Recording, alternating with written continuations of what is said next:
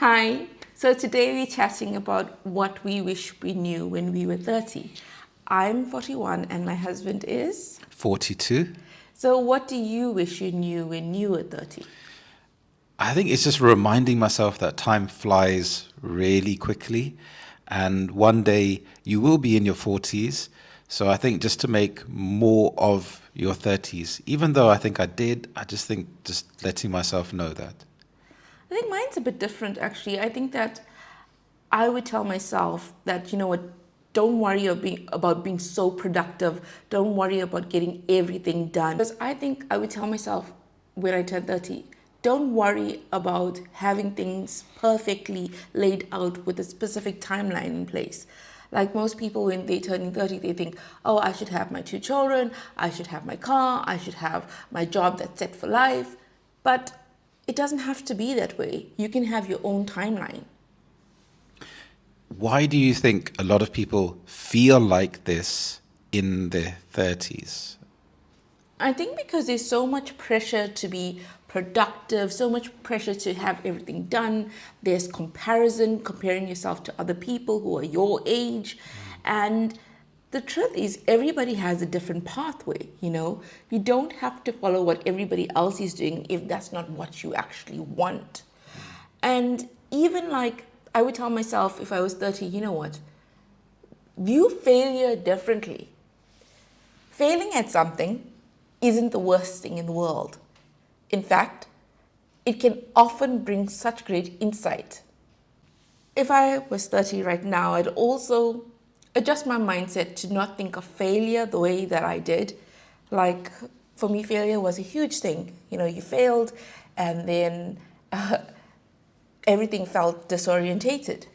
But failure is actually really, really important. And we all fail at things. But looking at how we can pivot to something different or improve or adjust is so important. And that's what failure teaches us, you know? But when you're always striving to excel and when you fail, it can feel crippling. I think when you're in your 20s, it's more acceptable to make mistakes, like you said. But when you're 30, there's more of a feeling that you should know what you want. You should have had a clear idea. So I think if you're still making mistakes in your 30s, I think that's a bit more frowned upon in society as opposed to when you're 20. So I think being in your 40s, you realize that, hey, it's okay to still be making mistakes, even when you're 50 or 60 or 70. I think that's a good point. I think that when you're younger, you think you have everything figured out when you're in your 30s or 40s.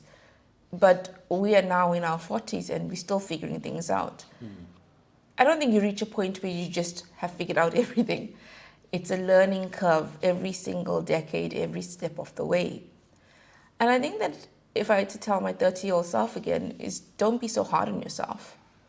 You know, we put so much pressure on ourselves. Yes, you have societal pressure, but every person puts a great deal of pressure on themselves, and that can be debilitating. Yes, it's wonderful to have goals, don't get me wrong. Strive towards your goals, but also be kind to yourself along the way. Some days you may wake up and you may not want to do anything, and that's okay. Yeah, I agree. And also, if we think about health, personally, I think that I would tell my 30-year-old self to keep exercising because life gets in the way. Marriage, kids, work, family, mortgage, everything else, finances. So I would really tell myself to really nail down your exercise because with me, I think that fluctuated. So I would make that, like a cornerstone. Yeah, what do you think? I think definitely fitness is so key. And as you start getting older, you know, you start feeling the effects of aging. You really do. And if you are 30, really focus on daily exercise if possible. Go for that walk. You know, not only does it help you physically, but emotionally, mentally, it reduces your stress. And it's so beneficial. And long-term exercise helps lead to great health. And you kind of take your health for granted when you're in your 20s and your 30s because you think that your good health will always be there. That's a really good point. And I also think getting into my 40s, I really prioritize comfort. So, for example, if I have to do something or if I have to wear something, I go more for comfort rather than wearing something or doing something that I think I should do to fit in. But I think that's more applicable to your 20s. But there are still instances where you think, should I force myself to do something? But I think the older you become, the more you think about comfort. But exercise is really important to facilitate just your overall health or feeling comfortable. So not waking up with too many aches and pains.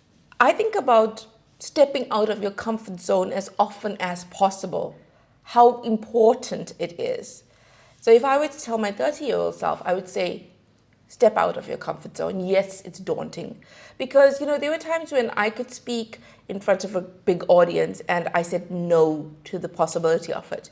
And then I stepped out of my comfort zone and I did it. I remember speaking in front of 500 people and I enjoyed it. But there was another instance where I declined because I was too scared to do so. But the more often you step out of your comfort zone, the more confident you become. But when you decline things and you are too scared, it just increases your fear and it increases that negative thought of, I can't do this, therefore I'm not doing it. And the cycle repeats itself. But once you put yourself out there, then your brain says, I have done this, I can do this, I will do more of it. So I think even telling my 30-year-old self, speak positively to yourself. I mean, I'm big with manifestation and affirmations. Did you feel the same? Do you think about that? Yeah, I think whatever you focus on, I think that's what you get more of in life. So when you're focusing on being positive, definitely, I think it helps because things won't go your way or may not go your way straight away, immediately, but you increase your chances. Because if you're continually thinking positively, for example, it could be about health. Say if you want to lose weight or become stronger, but you don't see the effects quickly. So for me personally, as I get older, I understand like, hey, this is going to take some time. It's okay for it to be slow if that's happening. But if I wasn't positive, it would never happen. So by being positive, you train your mind to look out for opportunities where you can improve, and you're more patient with yourself because you understand that it may take a long time. It may not be like a quick fix. So definitely, I think I would tell my 30-year-old self, keep up with like positive affirmations, doing things that feel good for myself, my good mental health, being positive, but also that also doesn't have to be something productive. You don't, because like if we think about productivity, that can also be something that you have to be perfect. Like you have to have a perfect life, but you also have to be perfect when it becomes being positive. It's okay not to be positive all the time if you don't feel like it. It's actually natural and human to not be positive all the time. Yeah. And another thing I would say to my 30-year-old self or to other 30-year-olds is don't give up on your hobbies. Life can become so busy that the things that you love doing, you just put it behind you and you don't spend any time doing things like if you love gardening, if you love reading, if you love cycling, if you love hiking, you just put it off and you hardly ever do it. I think it's like, it's nice to do those things and to remember why you enjoy doing those things. Because if you are a content creator, sometimes you can think, how can I make some content out of this? But sometimes it's nice to remember why you started that in the first place. And it's an opportunity to escape from life and family and friends as well sometimes, and to spend time with yourself and really remember why you started those hobbies. Yes, because life isn't a constant list of, I have to get this thing done, I have to be this type of person. You know, life is also about fun, memorable times, whether it's with other people or by yourself. And when you immerse yourself in your hobbies, you get to know yourself a lot better. And when you get to know yourself a lot better, you have clearer direction of what you want out of life and how you're going to get there. So I think having hobbies and actually having that time to yourself to actually pursue the things that you love is so important. And talking about the things that you love, I think that I would tell my 30-year-old self, don't be afraid to change career paths. Don't be afraid to step out of what you have been so comfortable with in terms of your career. Yes, have savings, but pursue the things that you really want to do career-wise. So if you are about to turn 30, if you're over 30, or if you're 30, what would you tell other people? What do you wish you knew when you were 30? And how do you feel about this chapter of your life? Or how do you feel about it if you've passed this chapter of your life, if you're about to get into this chapter of life, or if you're already in this chapter of life? So thank you so much for watching. Do like, share, and subscribe, and comment below and let us know your thoughts. Take care. Bye. Bye-bye.